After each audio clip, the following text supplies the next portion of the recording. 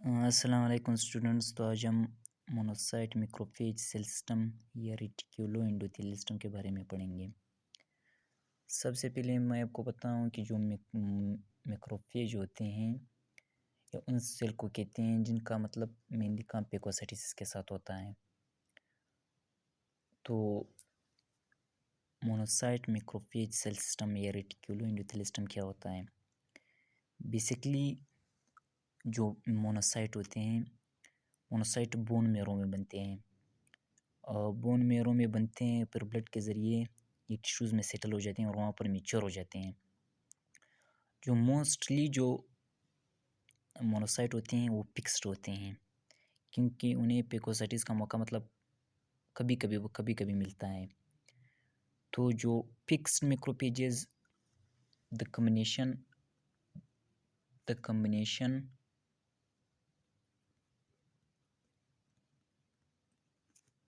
Of fixed macrophages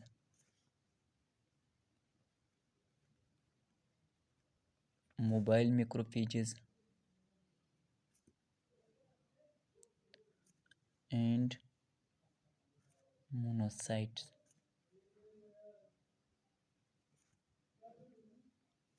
is called reticuloendothelial system।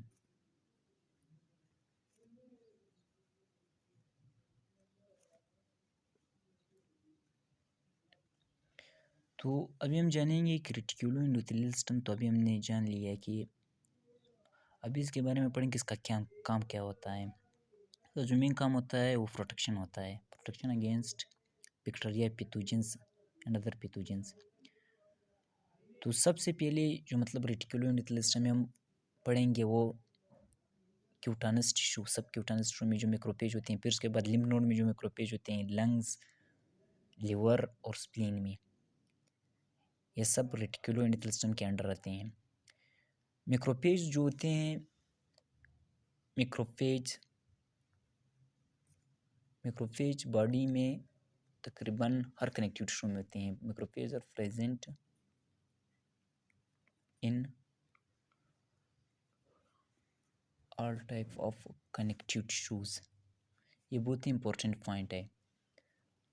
Macrophage तकरीबन उसका जो लाइफ स्पेन होता है वो ज़्यादातर हिस्सा मतलब 99% लाइफ स्पेन ऑफ मैक्रोफेज जो होते हैं वो टिश्यू में वो सेटल होते हैं।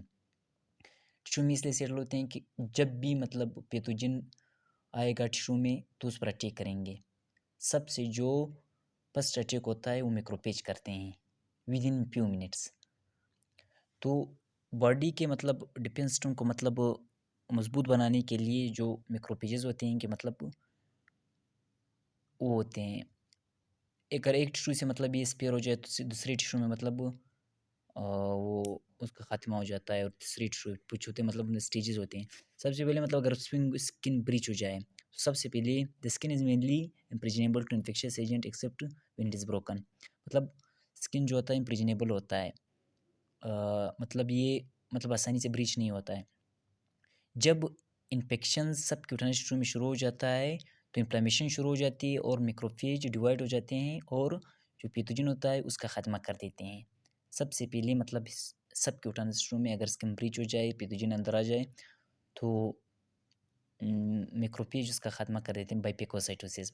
उसके बाद अगर बाई चांस पैथोजेंस मतलब या बैक्टीरिया वगैरह अगर बच जाए, स्टोसाइट से बच जाएँ, मैक्रोफेज से बच जाएँ, तो वो कैपिलरीज़ के थ्रू मतलब कैपिलरीज़ में दाखिल नहीं होते, वो लिम्फ के ज़रिए मतलब बॉडी ट्रांसफ़र हो जाते हैं।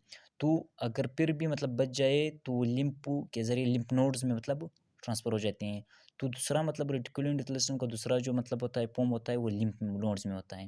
वहाँ पर जो मैक्रोफेजेस होते हैं, वहाँ पर मौजूद मैक्रोफेजेस उसको मतलब फेगोसाइट करते हैं, उसको मतलब डाइजेस्ट करते हैं। और अगर फिर भी मतलब इस लिम्फ नोड से भी बच जाए मतलब जो इन्फेक्शन हो वो सीवियर हो, तो उसके बाद वो स्प्लीन में चले, स्प्लीन में मतलब स्प्लीन और बोन मैरो में मतलब वो आखिरी मतलब ऑप्शन रह जाता है। और कुछ जो इन्फेक्शन होती हैं वो लंग के ज़रिए आती हैं, कुछ इन्फेक्शियस एजेंट लंग के ज़रिए आती हैं। लंग के ज़रिए जो आते हैं वो मतलब रेस्पिरेटरी सिस्टम के ज़रिए आते हैं। लंग में भी अपने पेकोस वो होते हैं, मैक्रोफेज होते हैं। वो मतलब एल्विलाई के इंटीग्रल कंपोनेंट होते हैं। Large number of tissue macrophages are present in integral components of the alveolar wall. Alveolar wall में मतलब मौजूद होते हैं। Thicken phagocytize particles that become entrapped in the alveoli. Alveoli में जो मतलब एयर के ज़रिए जो पैथोजेंस आते हैं, बैक्टीरिया वगैरह आते हैं, उनको वो डाइजेस्ट कर लेते हैं। समझ गए?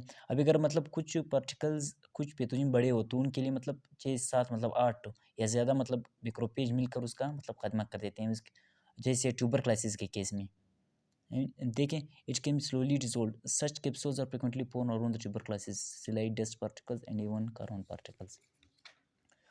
इसके अलावा मतलब कुछ पैथोजन होते हैं वो डाइजेस्टिव के सिस्टम के ज़रिए मतलब लीवर में दाखिल हो जाते हैं, पोर्टल सिस्टम के ज़रिए। तो लीवर में अपने अपने सेल होते हैं मैक्रोफेज सेल, उनको कुपर सेल कहते हैं।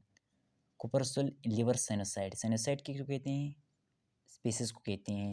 It's the form of capillaries and other route whereby bacteria invades the body through the gastrointestinal tract.